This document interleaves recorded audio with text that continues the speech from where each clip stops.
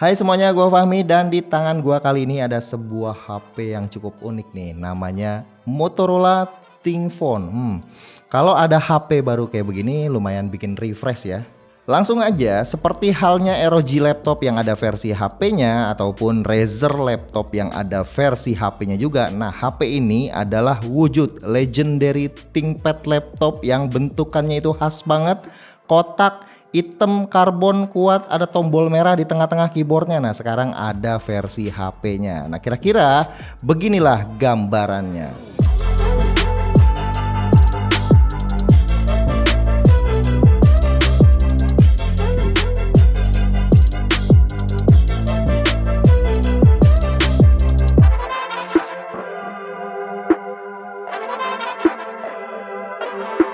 Kalau gue lihat ini HP tampilannya gahar, hitam pekat, terus ada aksen button merah kayak pendulannya ThinkPad tuh kan ya. Tapi balik dulu, kita lihat box sama isinya dapat apaan aja. Boxnya kayak begini, warnanya kardus dan beneran kardus. Isinya nggak ada plastik sama sekali. Pembungkus HP-nya aja dari kertas. Terus dapat casan ya, 68 watt, kabel USB C to C dan beberapa kertas-kertas panduan sama SIM card ejector. Udah ini aja. Balik lagi ke HP-nya, kalau menurut gua ini bisa dibilang compact, tipis juga, dipegangnya nyaman, handlingnya enak, feel-nya solid dan durable, frame-nya aluminium, ada sertifikasi standar militer 810H dan rating IP68. Bobotnya nggak terlalu berat ya, 189 gram. Ke bagian kanan ada power button sama volume. Terus di atas ada tulisan Dolby Atmos yang artinya punya speaker yang keren nih. Bagian kiri ada button merah yang khasnya ThinkPad. Terus ke bawah ada port USB-C sama slot SIM card. Udah dual SIM ya. Terus kita ke bagian depannya. ThinkPhone ini punya display 6,6 inci POLED dengan resolusi Full HD Plus ditambah refresh rate-nya yang sampai 144 Hz. Gokil, smooth banget. Nah, yang lebih mantap lagi dari displaynya, ini bisa gue bilang simetris. Meskipun bagian bawahnya ini sedikit aja lebih tebal, sedikit banget, tapi bisa gue bilang tetap ini adalah HP yang simetris. Perlindungan layarnya juga udah oke ya, pakai Corning Gorilla Glass Victus. Tapi jujur gue tetap aja khawatir pakai HP ini karena belum gue pasangin protektor. Bawaannya juga nggak dapat screen protector, jadi harus beli sendiri. Asli nih ngeliatin layarnya itu jadi ngingetin gue sama si Pixel 5, bener-bener sedep banget dipandang. Kamera depannya juga punch hole di tengah, terus layarnya dipakai outdoor juga Magnus ya, punya peak brightness yang tinggi di 1200 nits, udah mewah sebagai kelasan HP flagship. Ke bagian belakang gue merasa udah nyaman nih, lihat warna hitam, doff, pekat, karbon begini, ada tulisan ThinkPhone-nya juga miring yang ngingetin kayak logo ThinkPad. Tapi ada tapinya ya. Pas ngelihat agak ke atas gue langsung males banget. Pas lihat frame kameranya, ini enggak banget. Frame kameranya kocak, terus ada tulisannya lagi 50 MP OIS. Aduh, untung bukan tulisan AI kamera. Kacau. Ya tapi kan mostly kita pakai HP itu pasti kebanyakan ngeliatin layarnya ya. Jadi sedikit terobati karena layarnya ini yang kece. Fingerprintnya juga ada di dalam layar. Posisinya pas buat gua unlock HP ini walau pakai satu tangan aja. Masuk ke speknya, HP ini punya spek kelas atas, pakai chipset Snapdragon 8 series tapi bukan yang terbaru. HP 2023 nggak pakai 8 Gen 2. Untungnya pakai 8 Plus Gen 1. Nah ini masih oke lah ya hitungannya. Untuk urusan performa sama efisiensi baterai masih tergolong oke. Kita udah lihat buktinya di Asus Zenfone 9 ya kan. RAM sama storage-nya ini ada 4 pilihan ya, ada 8128, 8256, 12256 dan 12512. Dan yang gue pegang saat ini adalah yang 8256. Gue dapat pinjaman HP ini dari toko online Gondrai Store. Mereka menjual HP ini di harga 17 juta rupiah. Ini udah include ya sama IMEI dan pajaknya. Jadinya aman, tentram, sentosa buat dipakai di sini di Indonesia. Oke, link pembeliannya nanti gue taruh di kolom deskripsi. Cek ya. Balik lagi ke performanya, gue tes pengujian Antutu. HP ini bisa dapetin skor 1.075.000. Dengan kemampuan segitu gue rasa udah cukup banget buat dipakai main game. Gue tes PUBG Mobile itu bisa jalan di settingan HD, frame rate yang ultra. Tampilannya mantap, nggak ada nge-lag, masih aman-aman aja. Dipakai main game lain juga bakalan aman-aman aja sih, karena gue pakai mainin game Shadow Fight 4 itu juga tampilannya oke ya, dengan settingan grafik yang paling tertinggi. Ya sebenarnya HP flagship itu wajib ya bisa running game-game kelas atas ya, namanya juga harusnya pakai chipset flagship. Cuma ya balik lagi, rata-rata nih pengguna HP flagship itu jarang-jarang banget main game-game yang berat-berat. Paling enak tuh ngegeber main game itu pakai HP flagship killer. Menurut gua standar HP yang enak itu selain chipsetnya kenceng ya, display, speaker, sama vibrating motornya juga mantap ya, udah oke lah. Nah layarnya nih udah oke buat nonton YouTube, film, aplikasi Netflix juga udah support yang paling tertinggi. YouTube-nya bisa HDR juga, warna yang ditampilin mewah, ditambah lagi speakernya jos. Menurut gua HP ini oke lah dipakai buat bermultimedia. Kalau masih kurang, tenang nih, ada aplikasi yang buat konekin ThinkPhone ini ke ThinkPad lu. Tapi kalau nggak punya ThinkPad, tenang, laptop Windows yang lain juga bisa. Nih, gua sekarang pakai ROG Flow. Tapi gua ada nemu bug nih, kayaknya masih belum support kalau laptop yang dipakai itu ada 2 VGA. Contohnya ROG Flow gue ini VGA bawaannya AMD, terus dedicatednya Nvidia. Dia kedetek ada 2 display, jadi nampilnya tuh ada 2 display juga, jadi nggak bener. Cara fixnya cukup masuk ke device manager di laptopnya dan disable salah satu VGA-nya. Habis itu langsung bisa dijalanin. Ready for Assistant nama aplikasinya, tinggal langsung download aja di Microsoft Store, terus jalanin aplikasinya, pastiin kalian dalam satu koneksi WiFi, terus scan barcode dari aplikasi kamera HP-nya. Setelah terkoneksi ada beberapa pilihan fitur yang kalian bisa gunakan ya. Nah shortcutnya ini ada di tombol merah yang sebelah kiri tadi, sekali pencet itu bisa disetting mau buka aplikasi apaan. Defaultnya adalah aplikasi Moto.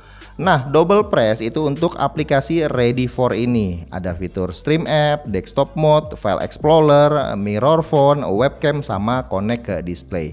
Nah, yang menarik menurut gua adalah fitur Desktop Mode yang bikin HP kita jadi mode desktop dengan tampilan landscape di laptop kita. Kelihatan hampir mirip-mirip ya kayak DeX-nya Samsung. Terus yang File Explorer juga yang bisa langsung akses ke file HP di Explorer-nya Windows. Ini berguna banget ya untuk pindah-pindah file antar perangkat secara near cable. Dan terakhir yang menarik menurut gue dipakai buat webcam. Nah ini berguna nih kalau dipakai meeting online misalnya, karena pakai kamera HP ya hasilnya harusnya bakalan lebih jernih.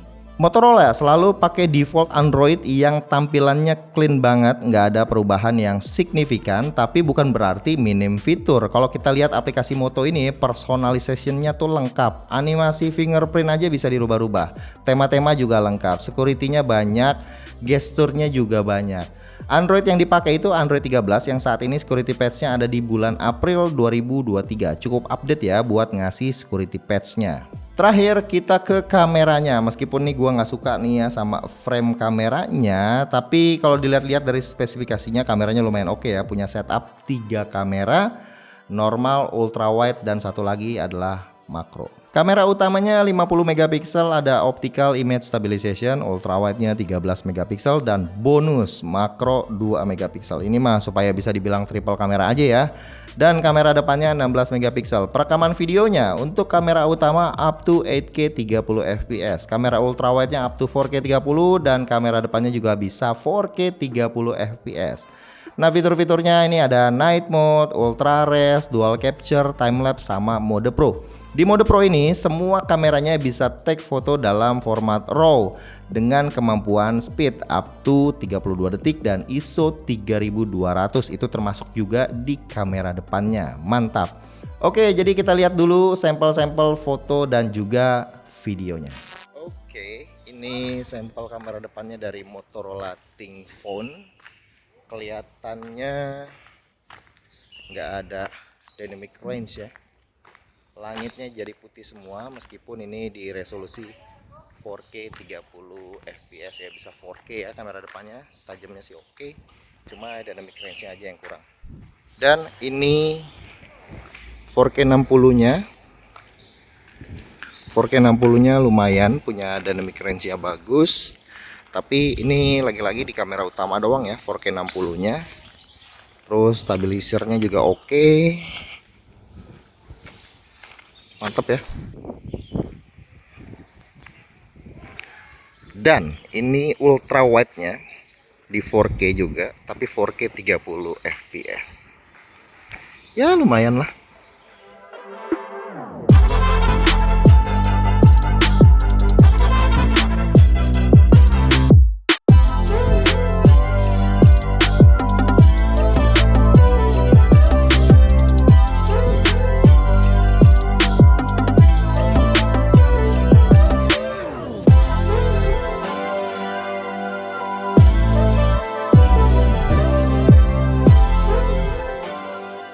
Dan sisanya paling tinggal baterai. Untuk ukuran HP yang sekompak dan setipis ini lumayan gede ya, baterainya di 5000 mAh. Tapi gue sendiri agak khawatir pakai HP ini lama-lama karena HP ini adalah HP pinjaman, nggak ada casing sama screen protectornya. Tapi gue bisa ambil kesimpulan kalau baterainya itu bakal teruji bagus secara teori dan data karena 8 Plus Gen 1 ini adalah chipset yang kenceng dan efisien. Ditambah lagi HP ini juga punya batok casan yang gede ya di 68 watt. Ngecasnya bakalan cepet, nggak usah khawatir lagi nih soal baterainya. Oke, kesimpulannya kalau menurut gua ya, HP ini hadir kayaknya bukan untuk mengejar ekosistem supaya penggunanya ThinkPad itu membeli HP ini. Nggak semudah itulah buat mengejar ekosistem. Meskipun ya ada aplikasi yang keren, yang spesial banget buat connect ke laptop Windows. Tapi lawannya Apple dan Samsung, bos. Kalau untuk bisnis to bisnis, misalnya corporate, kayak perusahaan itu karyawannya dipasangin semuanya laptopnya ThinkPad semua. Nah bisa tuh nanti dibundling sama HP-nya, jadinya HP-nya selaras ThinkPhone semua. Sementara untuk end-to-end user harusnya sih masih oke ya. Secara HP ini tuh ya mirip lah dengan kebanyakan HP flagship lainnya. Cuma penampilannya aja nih yang sedikit lebih beda karena ThinkPad banget. Cocok buat fans garis keras, cocok buat mantan pengguna ThinkPad yang bisa sedikit bernostalgia nantinya. Paling tinggal sesuaiin aja budget kalian, harga sama ketersediaannya. Oke, sekian video kali ini. Makasih buat yang udah nontonin. Terus jangan lupa kasih komentar, terus kasih jempolnya juga, share ke teman-teman kalian, dan kita ketemu lagi di video yang berikutnya.